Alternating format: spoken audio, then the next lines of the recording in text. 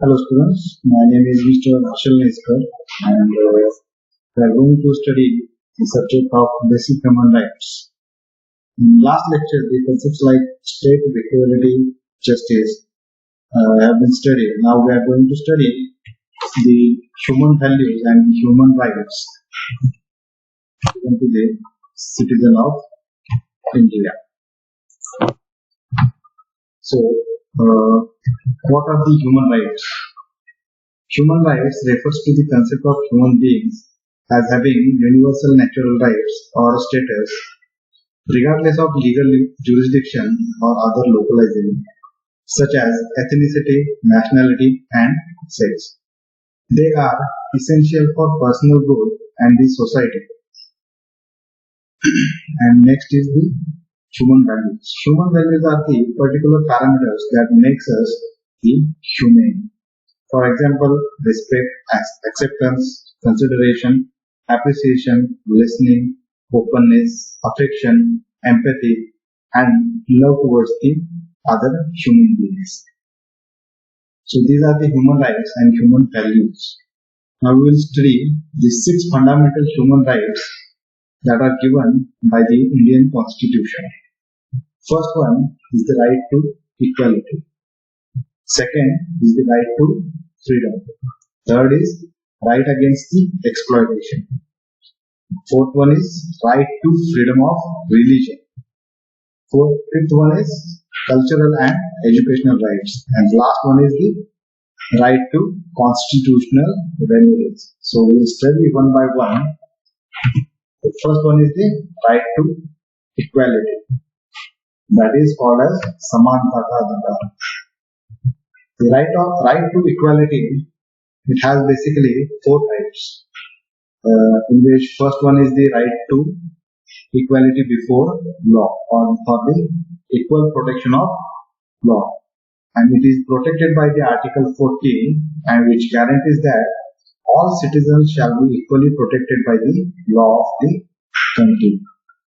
Second is the social equality and equal access to the public areas, which is protected by the Article 15, and it states that no person shall be discriminated on the basis of caste, color, language, etc.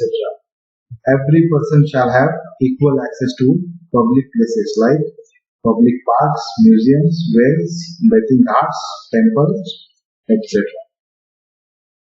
Next is the equality of opportunity in matters of public employment, that is protected by Article 16, or we can call it as equality of opportunity in public employment, and it states that equal employment opportunities should be given to all the citizens of India. So basically, Article 16 states that no citizen of state shall be discriminated against in matters of public employment or appointment on the grounds of race, religion, caste, place of birth, descent, or residence. Exceptions to this, the backward classes are provided the special provisions of reservation. If the state feels that the backward class is not adequately represented in the services. Alright. And the last one is the abolition of untouchability and titles, which is protected by the Articles 17 and 18. Basically, Article 17 protects the abolition of untouchability, and Article 18 protects the abolition of titles. And Article 17 basically prohibits the practice of untouchability. Any disability arising out of the untouchability is classified as a serious offense. Now, second one is the Article 18, which abolishes all the titles. That is, the state shall not confer any titles except those which are academic or military titles. The article also prohibits the citizen of India from accepting any titles from foreign state. The article also abolishes the titles that were given by the British rule, such as the Rai Bahadur or Khan Bahadur, etc. Awards or titles like Padma Shri, Padma Bhushan, Padma Vibhushan, Bharat Ratna and military honors like Ashok Chakra, Paramveer Chakra do not belong in this category, which are given by the Indian Parliament. Okay. The next right is the right to freedom. That is called as Swatantrata ka Adhikar. The right to freedom, it is protected by the Article 19, which has the freedom of speech and expression, freedom to assemble, freedom to form associations or unions, freedom to move freely, freedom to reside and settle, freedom to practice any profession. So we'll study one by one. The Article 19 protects the freedom of speech, expression, assembly, association, movement and profession, as we have studied. It gives the right to an individual to participate in public activities. That is the first one. Freedom to assemble peacefully without arms, on which the state can impose reasonable restrictions in the interest of public order and sovereignty and integrity of India. Also, the freedom to form associations or unions, on which the state can impose reasonable restrictions on this freedom in the interest of public order, morality and sovereignty and integrity. Next is freedom to movement, that is, any citizen can move freely throughout the territory of India, though the reasonable restrictions can be imposed on this right in the interest of general public. For example, restrictions may be imposed on movement and traveling so as to control epidemics like we are facing now as the COVID-19 situation. The freedom to reside and settle in any part of the territory of India, which is also subjected to reasonable restrictions by the state and in the interest of general public. For the protection of scheduled tribes, because certain safeguards are envisaged here seem to be justified to protect the indigenous and tribal peoples from exploitation and coercion. The last is freedom to practice any profession. That is, any citizen can practice any profession or he can carry any occupation, trade or business, on which state may impose reasonable restrictions in the interest of general public. Thus, there is no right to carry on a business which is dangerous or immoral. Okay, that was the right to freedom. We will move to the right against the exploitation. That is शोषण के विरुद्ध अधिकार. So, the right against the exploitation, it is protected by the Article 23 and 24. So, basically the Article 23, it protects or it prohibits the human trafficking and forced labor. In Article 23, the trafficking means it involves the buying and selling of men or women for illegal and immoral activities, which makes it unconstitutional. Also, one cannot be forced to engage in a labor against his or her will, even if remuneration is given. Also, a labor is considered as a forced labor if less than minimum wages paid. Which is protected by the Article 23. In this article also makes the bonded labor unconstitutional.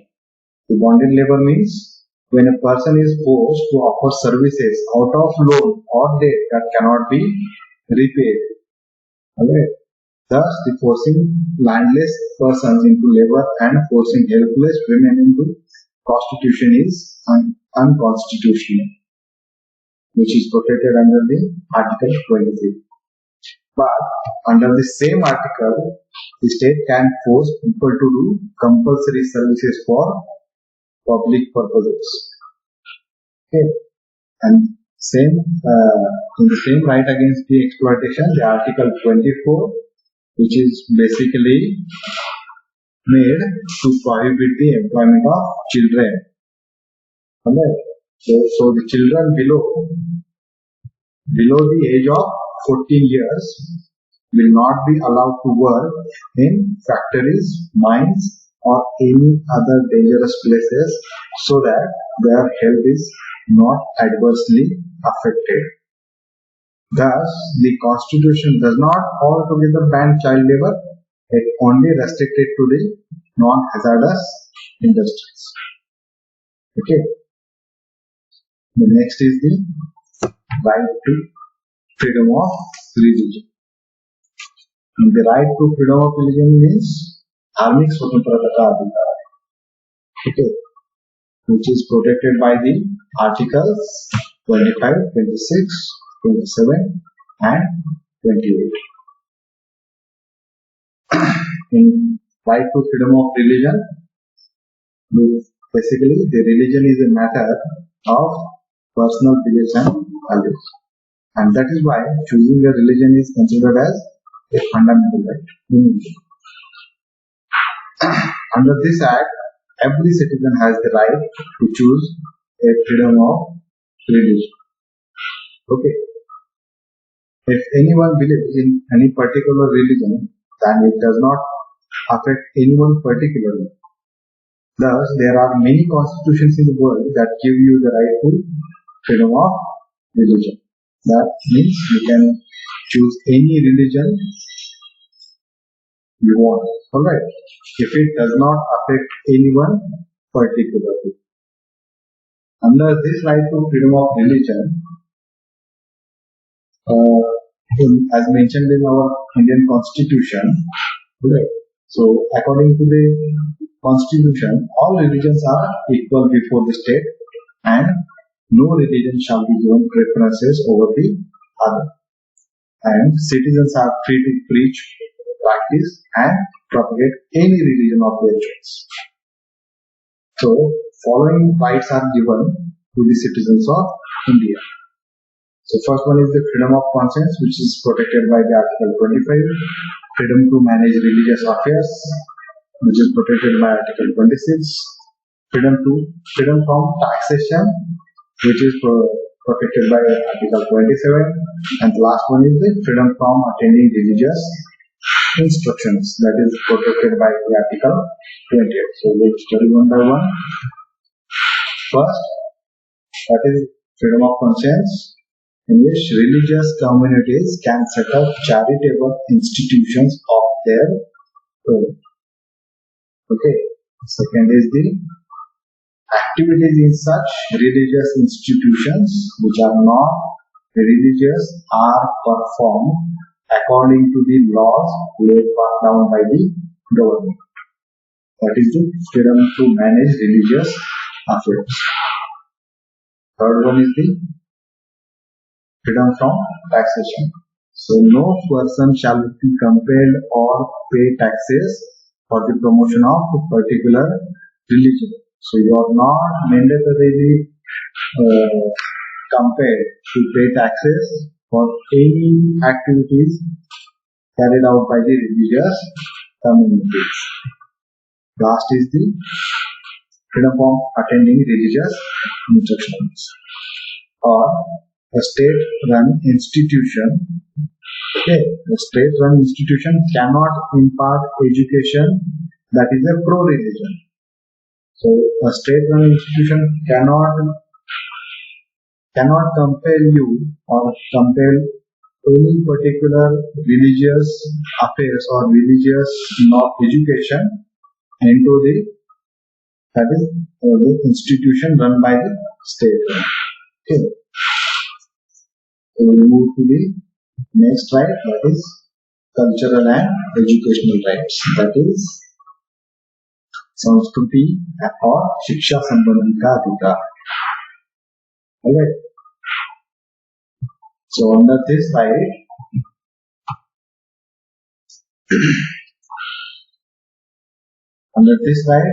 the following rights are protected. That is protection against interest minorities, freedom to get admission, educational institutions, right to minorities to establish educational institutions, no discriminations while giving the grant. So we studying briefly.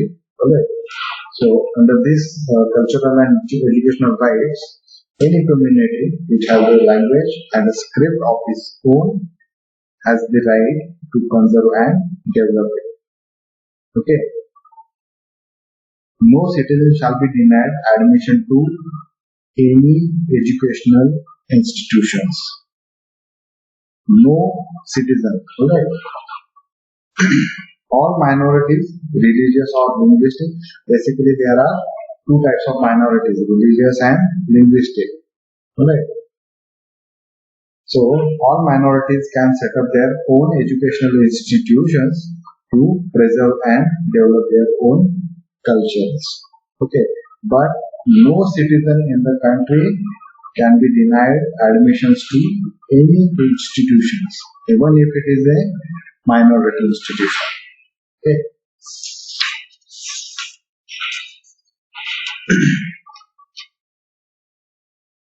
So we will move to the last right, that is the right to constitutional remedies.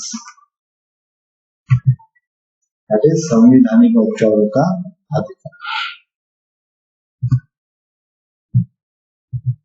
So, particularly this article or this right to constitutional remedies, it is protected by the article 32 and now it is modified as 226. So, the right to constitutional remedies, it empowers the citizens to move to a court of law in any case of any denial of the fundamental rights. So, as stated by the Dr. Babasaheb Ambedkar, this particular right is the very soul of constitution and very heart of it. Okay? Because if any citizen is denied from his fundamental rights, so his particular right to constitutional remedies, it protects his rights under this particular article of number 32. So under this particular right, there is a procedure. The procedure of asking the courts to preserve or safeguard the citizens' fundamental rights, it can be done in various ways. Suppose if any citizen is denied his fundamental rights, then he can go to any court in the country, alright, and these courts can issue various kinds of written orders, that is called as the writs. Alright.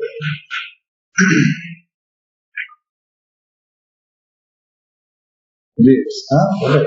So which provides the constitutional remedies in order to protect the fundamental rights of citizens from violation.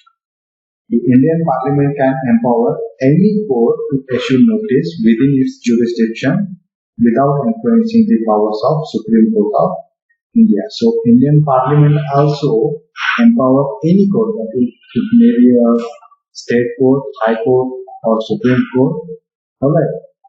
Any court, it can empower any court to issue a writ. You can call it as a writ, which is called as written order within its jurisdiction only, without influencing the powers those are given to the Supreme Court of India.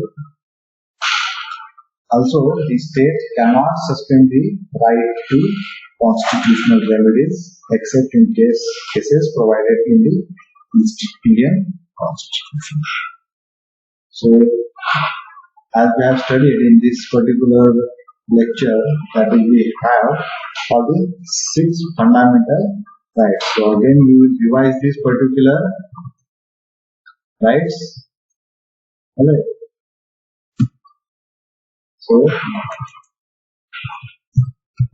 we have basically 6 fundamental rights. That is right to equality. Alright. So as we have seen, Article 14 to Article 32, those are formed in Indian Constitution to protect the fundamental rights, in which the right to equality is protected by Article 14, 15, 16, 17 and 18. Alright. Then in this particular right to equality is basically equality before law, social equality, equality in opportunities, alright, in abolition in untouchability and titles. The next one was right to freedom, that is Swatantrata ka Adhikar, which is protected by the Article 19 only, in which every citizen has a freedom of speech, expression, assembly, associations, movement, and profession. That is, we have the freedom of speech. We can speak on any particular point in any part of country. Then we have the freedom of expression. That is, we can express our feelings towards any point. Then we have the freedom to assemble. If we have the particular function, then we can assemble at our own will. Then we have the freedom to form associations or unions. Then we have the freedom of movement, that is, we can move freely throughout the country. Then freedom to reside and settle. We can reside and settle in any part of country under this particular right. Then we can choose any profession or any occupation or business under this right to freedom. Then we have the right against the exploitation, which basically prohibits the human trafficking, forced labor, or employment of children below the age of 14. But this particular Article 24, it does not altogether ban child labor. Alright, it only restricts it to the non-hazardous industries. If a children below the age of 14 is working in an industry which is non-hazardous industries, alright, then he can work even if he is age of 14. But if he is working in an industry or a mine, and if it is hazardous to his health, then it is prohibited under the Article 24. Then we have the right to freedom of religion, that is Dharmik Swatantrata ka Adhikar, in which we have the freedom of conscience, freedom to manage religious affairs, freedom for taxation, freedom from attending religious instruction. Okay. Then we have the right to cultural and education, in which Article 29 and 30 protects our right to culture and education. So any citizen in the country cannot be discriminated under this, or cannot be discriminated according to his language or caste on any basis. Alright. So the last one was the right to constitutional remedies. So all these particular fundamental rights are protected in this particular right, and you can challenge any jurisdiction if it denies our fundamental rights. Then we can go to the Indian Parliament, or we can go to the Supreme Court, or we can go to any court, and any court in the country can issue a written order that's called writ to provide the constitutional remedy. Alright, so we'll stop here, and in the next lecture we will study the next part of various constitutions. Okay, thank you for listening to the lecture. We will meet in the next lecture.